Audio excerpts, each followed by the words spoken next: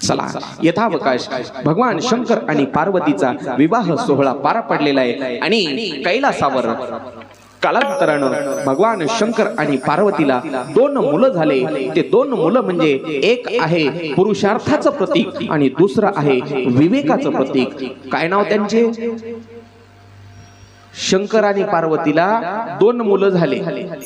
इकडचा थांब, इकडचा तुम्हाला आता अधिकार नाही आता बोलायचा. आता तुम्ही सांगा, 2 मुलं झाले, एक आहे पुरुषार्थाचं प्रतीक आणि दुसरं आहे विवेकाचं प्रतीक. त्या दोन्ही मुलाचे नाव सांगा. हा, कार्तिक बरोबर सांगितलं दीदी, सांग. हा, कार्तिक आणि गणपती गणेश. वाजवा टाळ्या दीदीसाठी एकदा. कार्तिकीय पुरुषार्थ जो राक्षस मातला होता तारकासुर, त्या तारकासुराचा वध आणि ज्यानं आपल्या बुद्धिमत्तेच्या जोरावर गणपती, सगळ्या देवांचा तो देव, तो गणपती ही पदवी सगळ्या देवांचा जो ज्यानं नेतृत्व केलं, गणाधीश ज्याला म्हणतो, तो गणपती हे 2 मुलं यथावकाश तिथं कैलासावर जन्मले. अशी गोड कथा कोण कोणाला सांगत आहे? ही जी कथा आहे ही कथा कोण कोणाला सांगत आहे? आपली क्लास लगेच असते, घटक चाचणी सवच असते बरं आपली. हा, आता ही घटक चाचणी सुरू झाली. सांग, सकाळी मी एक ठिकाण सांगितलं, त्या ठिकाणी ब्रह्मदेवानं सृष्टीची रचना केल्याच्या नंतर पहिला यज्ञ केला. कोणतं ठिकाण? प्रयाग. त्या प्रयाग नावाच्या ठिकाणी एका साधूचा, एका ऋषीचा आश्रम सांगितला. त्या ऋषीचं नाव सांगा.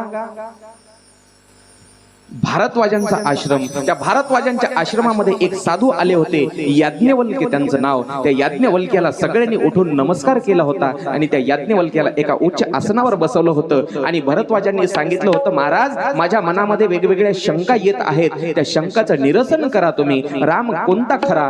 ब्रह्मराम असलेला जो जगात सगळ्यांच्या हृदयामध्ये राहतो तो राम खरा, का दशरथाचा मुलगा तो राम खरा, ज्यानं हे विश्व निर्माण केलं तो राम खरा, की कोणता राम खरा?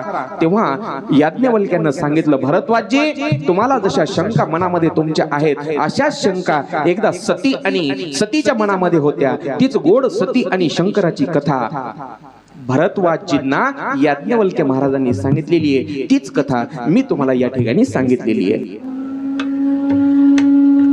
हे 2-3 कामं असल्यामुळं असं मधात 5 सेकंद 10 सेकंद याला लावायला जातात.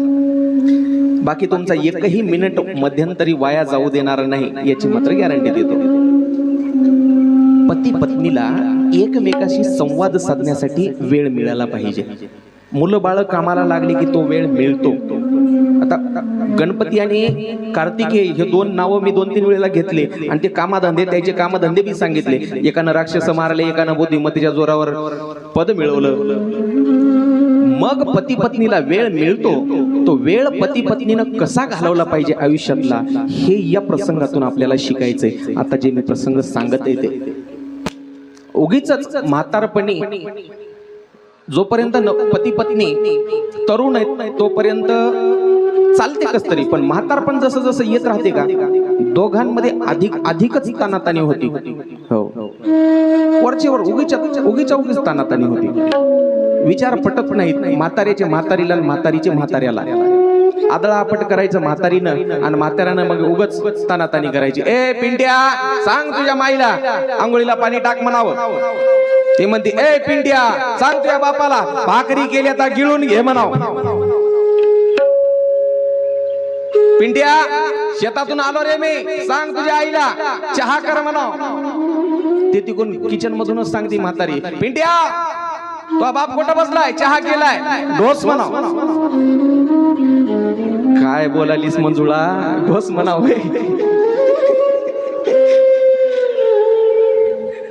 पती पत्नी मध्ये वाद नाही, संवाद व्हावा, संवाद. आपली ती भूमी आहे. शंकर आणि पार्वती दोघं एके दिवशी कैलासावर बसलेत.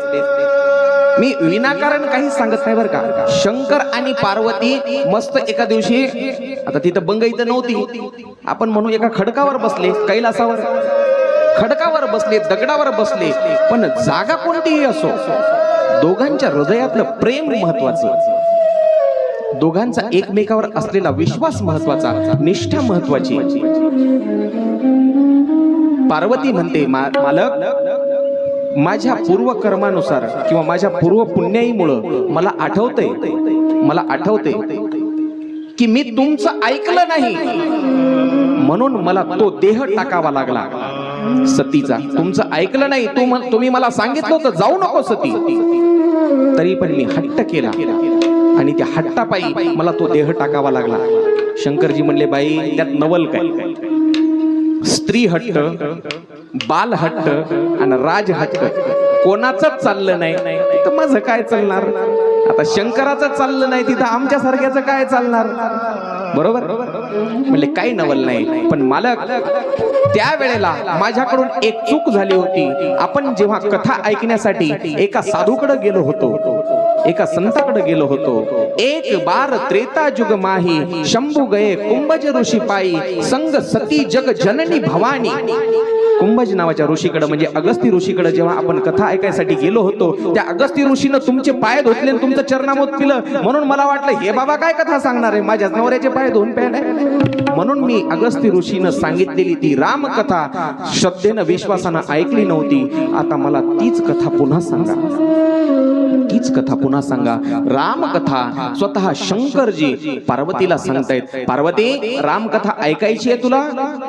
हो मालक, ऐकायची आहे. राम भगवान माझा देव, तो तसा तर निर्गुण निराकार आहे. देव कसा आहे?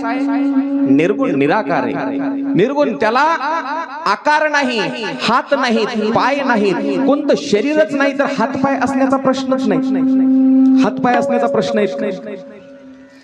कोणताही आकार आणि कोणतंही शरीर देखील नसून सुद्धा माझा देव कर बिनु करही विधी नाना.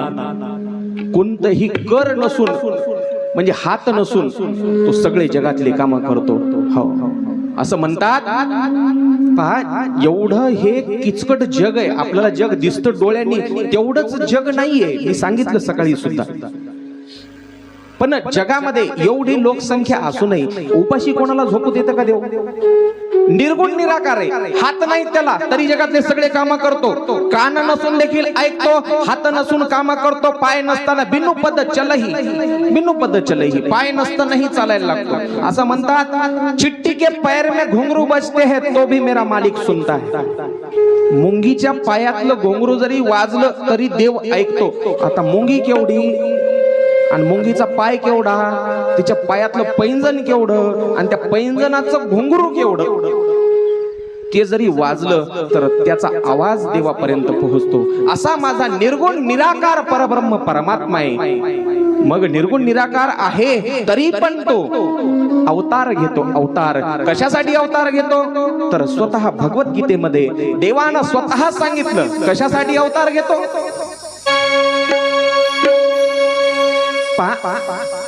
मी सांगितलं, तुलसीदासजी काही सर्वसामान्य व्यक्ती नाहीत. तुलसीदासांची महत्व मी काल सांगितलं. गोस्वामी कशामुळे म्हणायचं गोस्वामी? तुलसीदासांची भाषा आणि भगवान श्रीकृष्णाची गीतेतली भाषा किती सारखी आहे मी सांगतो. भगवान श्रीकृष्णानं गीतेमध्ये स्वतः सांगितलं, केव्हा मी जन्माला केव्हा येतो, अवतार केव्हा धारण करतो. यदा यदा हि धर्मस्य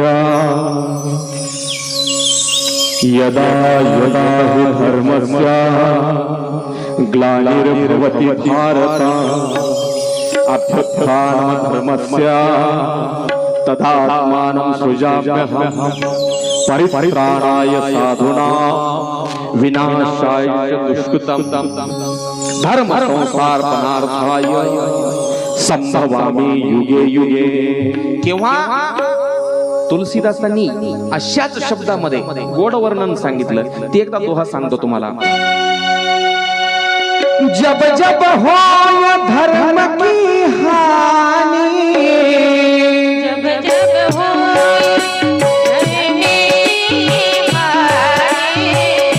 जब जब हो धर्म की हानि,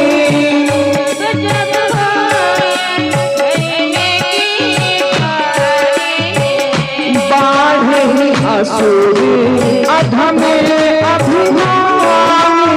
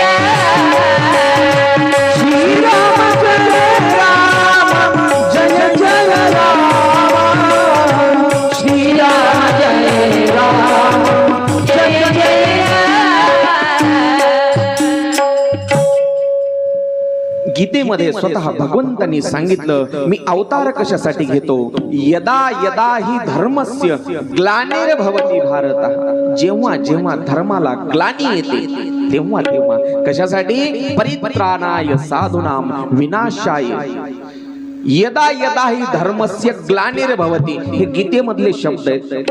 आणि तुलसीदासांनी रामचरित मानसामध्ये सांगितलं जब जब होय धर्म की हानी, इकडं यदा यदा हे धर्मस्य ग्लानी, जेव्हा जेव्हा धर्माला ग्लानी येते, तुलसीदासजी म्हणतात जेव्हा जेव्हा धर्माची हानी होते.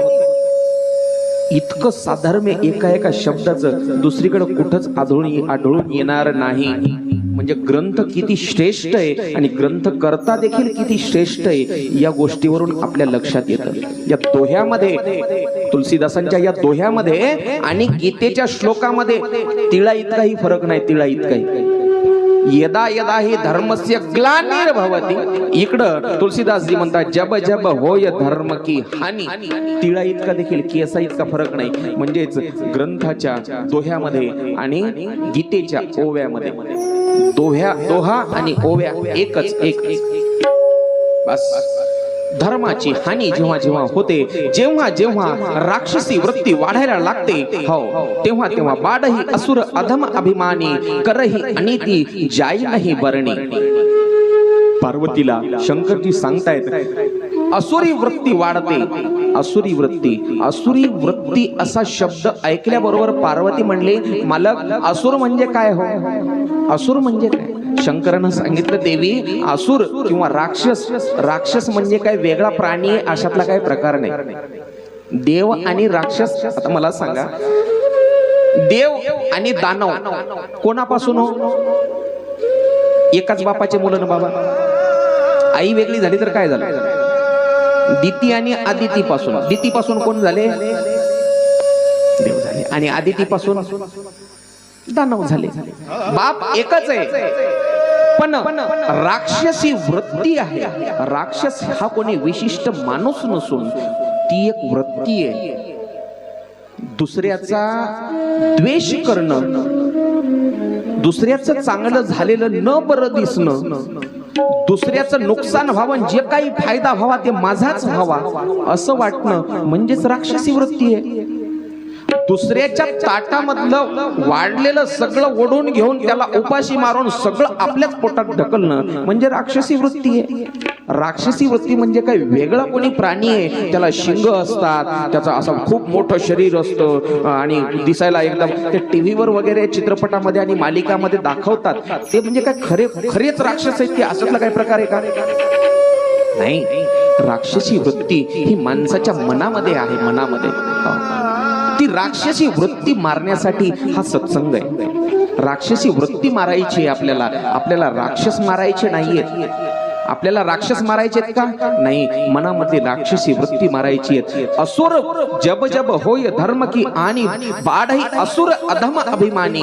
असुर आणि अधम हा शब्द ऐकल्याबरोबर पार्वतीने विचारलं मालक असुर कोणाला म्हणतात, तेव्हा असुराची व्याख्या शंकरानं सांगितलं देवी असुर म्हणजे कोणी विशिष्ट प्राणी असं नाही, तर असुरी वृत्तीला असुर म्हटलेलं आहे. दुसऱ्याचं अजिबात चांगलं न होऊ देणं, काय चांगलं व्हावं ते माझंच व्हावं आणि माझ्याच पोटाची खळगी भरावी, माझं 2 मजली 3 मजली 4 मजली व्हावं आणि दुसरं झोपड्यातच राहावं, 100 पोते सोयाबीन मलाच व्हावं दुसऱ्याला 5 पोते होऊ नये असं ज्याला वाटतं त्याला असुरी प्रवृत्ती असं म्हटलेलं आहे, त्याला असुर म्हणावं. बर पुढे चालू. जेव्हा असुराची व्याख्या केली तेव्हा देवानं सांगितलं माझा परब्रह्म परमात्मा निर्गुण निराकार जरी असला, साधू संतांच्या रक्षणासाठी आणि धर्माच्या पुन्हा स्थापनेसाठी माझा देव अवतार घेतो आणि ते अवतार घेऊन जे अधर्मी लोक आहेत, राक्षस लोक आहेत त्यांचा संहार करतो. मग त्या संहार करण्यासाठी तो कधी कृष्ण होतो, कधी बलराम होतो, कधी परशुराम होतो, कधी वराह होतो, कधी मत्स्य होतो, कधी कुर्म होतो, कधी काही होतो. मालक थांबा, एवढे अवतार मला सांगू नका, मला फक्त राम कथा सांगा.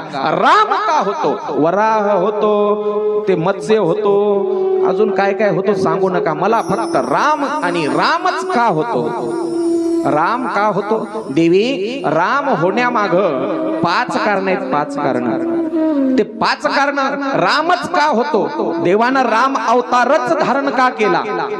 तो अवतार धरण्यामाग 5 कारण आहेत. पण ते 5 कारण आता 10 मिनिटात सांगणं शक्य नाही. त्याला उद्याचा कमीत कमी 2 तास तरी वेळ लागणार आहे. म्हणून तरी आपल्याला या ठिकाणी थांबणं अनिवार्य आहे. ते 5 कारण कशामुळं? देव रामच अवतार का घेतला देवानं? ते अवतार कशामुळं? पहा, विचार करण्यासारखी गोष्ट आहे. देवानं राम अवतार, देव राम म्हणून का जन्माला आले? देवाचा अवतार घेण्यामाग 5 कारण आहेत. आपण का जन्माला आलो? आपल्या जन्मामाग काय कारण सांगा? आपल्या जन्माला काय कारण? काहीच कारण नाही, विनाकारण. माणसाच्या आयुष्यामध्ये देखील एक ध्येय असलं पाहिजे आणि त्या ध्येयपूर्तीसाठी माणसानं झटलं पाहिजे. ते आहे आपल्या जन्माचं कारण. प्रत्येक माणसाच्या आयुष्यामध्ये एक ध्येय असलं पाहिजे आणि त्या ध्येयासाठी माणसानं झटलं पाहिजे. पण ते ध्येय कसं असलं पाहिजे? ते उद्दिष्ट कसं असलं पाहिजे? उद्दिष्ट असं असलं पाहिजे की त्या उद्दिष्ट पूर्तीमुळं जगाचं कल्याण, समाजाचं कल्याण, 4 चौघाचं कल्याण झालं पाहिजे. असं काहीतरी माणसाचं ध्येय असलं पाहिजे. जसं की तुमचं ध्येय तुम्ही फलित करून दाखवलं, ग्राम स्वच्छता अभियान. तुमचं ध्येय तुमचं काही दिवसापूर्वी हेच होतं, गाव स्वच्छ झाला पाहिजे आणि पहिल्या क्रमांकाचं बक्षीस हे आपण मिळवलं पाहिजे. असं माणसाचं काहीतरी ध्येय असलं पाहिजे आणि ते आहे आपल्या जगण्याचं कारण. देवाच्या जन्माचे 5 कारण आहेत. राक्षसांचा संहार आणि साधू संतांचं रक्षण हे देवाच्या अवताराचं कारण असतं. तसं आपल्या अवताराचं काय कारण? लोकांचा कडबा चोरून आणायचा, बांध कोरायचा, धुरा कोरायचा, बस रोज सकाळ संध्याकाळ पंक्ती, एवढंच कारण नाही. याही पलीकडं माणसाचं आयुष्य आहे. त्या आयुष्यातल्या ध्येयपूर्तीसाठी आणि उद्दिष्ट पूर्तीसाठी माणसाचं आयुष्य आहे आणि आपल्या जन्माचं तेच कारण आहे असं समजून त्या दिशेनं वाटचाल करायची आहे. ते माणसाच्या आयुष्याचं ध्येय असलं पाहिजे. बस अशी ही गोड सुरस रामकथा आणि या रामकथेची आजची दुसऱ्या दिवसाची कथा या ठिकाणी विश्राम घेते आणि आता आरती होईल. चालेल? राम जन्माचे 5ही कारण आणि राम जन्म आपल्याला उद्याला साजरा करायचा आहे. उद्याला हो. आता सर्वजण आरतीसाठी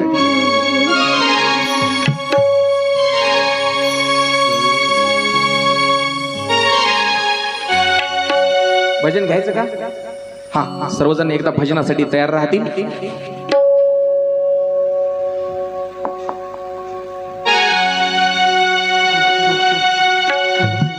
सगळे उठा, सगळे काय अडचण नाही. सगळेजण तिकडं तरुण मंडळी, इकडं सगळे पुरुष मंडळी, माय मावल्या, सगळेजण.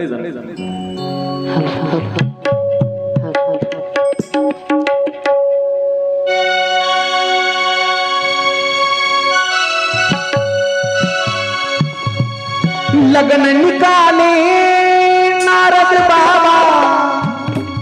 महादेवाचं लग्न कोण काढलं? कोण तारीख काढली? कोण सुंदीक लावली? नारद बाबा. लग्न निकाले नारद बाबा, लग्न निकाले नारद बाबा. देख गौरी के गौरी की शादी है भोले बाबा के साथ. गौरी की शादी है भोले बाबा के साथ.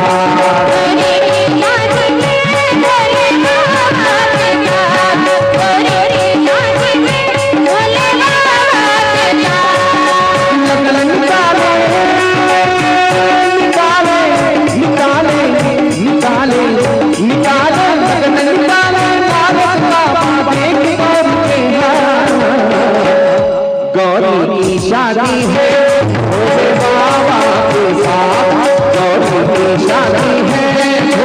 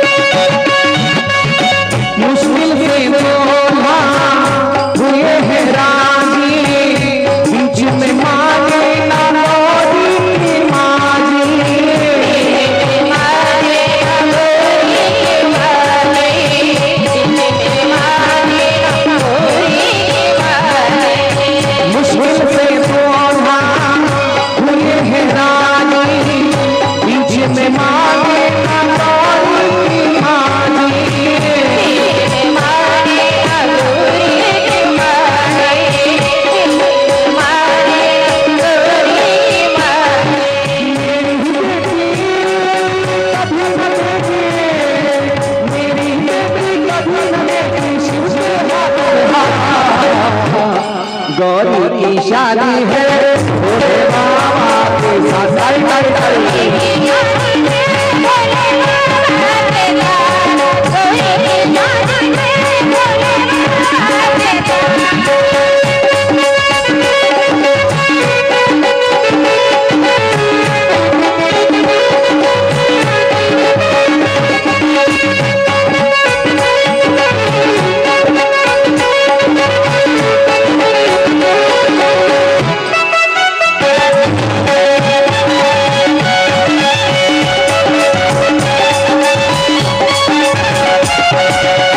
जीवन भर गौरी भानुती से टूटी किस्मत में अपनी माँ को पाली।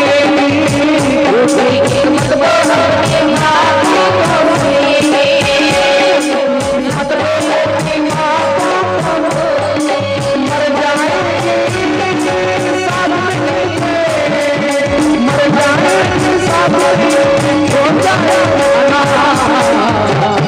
गौरी की शादी है भोले बाबा के साथ। गौरी की शादी है भोले बाबा के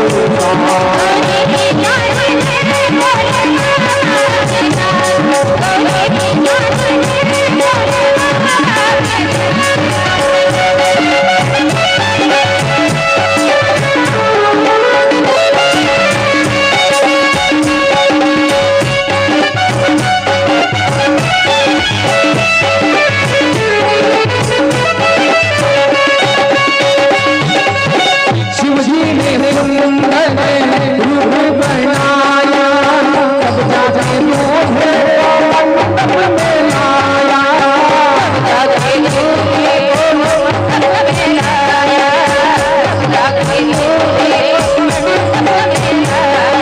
शिव भक्त सब नाचो गाओ, शिव भक्त सब नाचो गाओ, जब तक है शिवरात्रि। गौरी की शादी है भोले बाबा के साथ। गौरी की शादी है भोले बाबा के साथ। गौरी